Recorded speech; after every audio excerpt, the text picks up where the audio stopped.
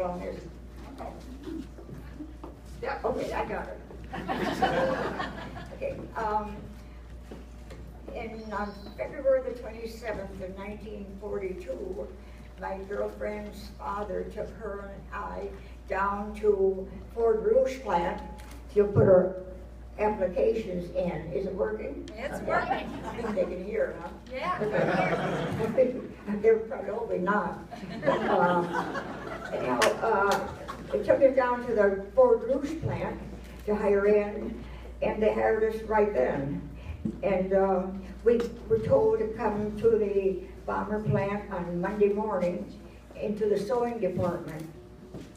So we came out here on Monday morning, got into the plant. We didn't know where the sewing department was, and all the men we came up to, we asked them where it was, and nobody seemed to know. And one man said he thought it was somewhere in the front, but he didn't know where. So we went across to the front, where we walked long, long ways, clear down to the L, and found that it was up in a balcony right down there. It was just a temporary place because the plant wasn't finished, and our place where we will be is down to the other end of the plant, and that I think it was finished maybe at the end of the summer or very early fall. But we stayed up there in the balcony, and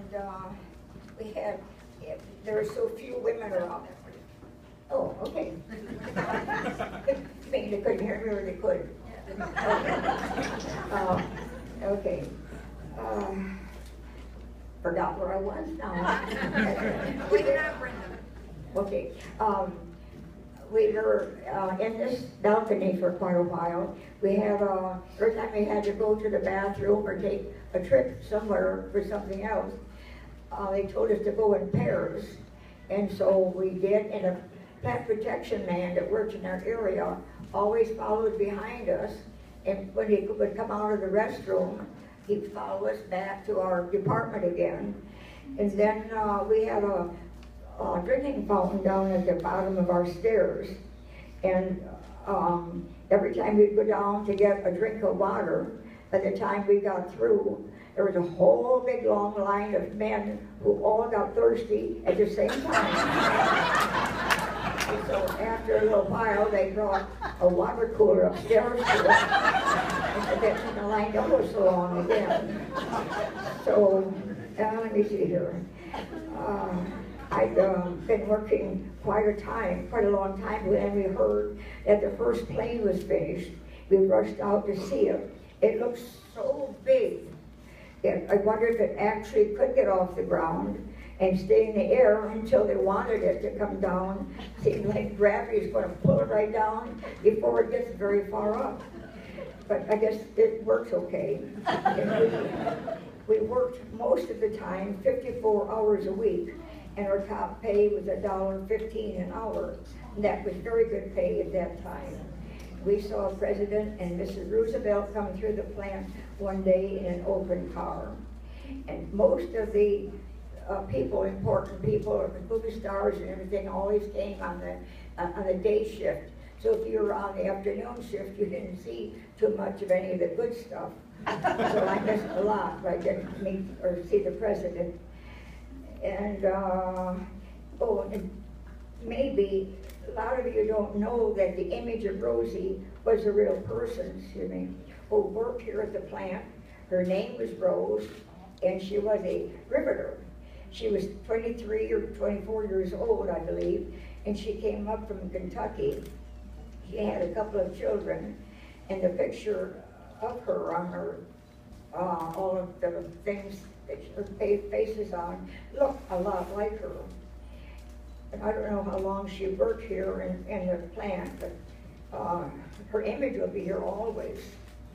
And there were soldiers stationed out here for a while. Some came to our department to learn how to cover the elevator, rudder, and aileron, which were actually covered in a strong, tightly woven cloth, and then treated with a paint-like substance, which made it very strong, like a drum.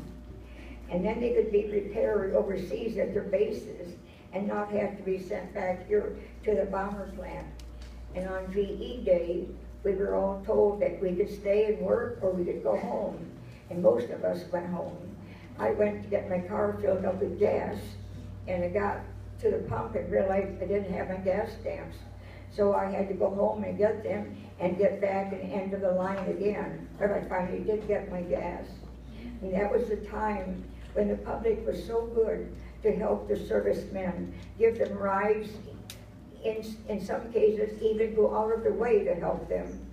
And so almost 3.5 years of my life was spent at the bomber plant, the skating rink, and here in Ypsi, and my bed. I had evolved from an 18-year-old kid to a young woman just 3 weeks short of being 22. That's it. That's it.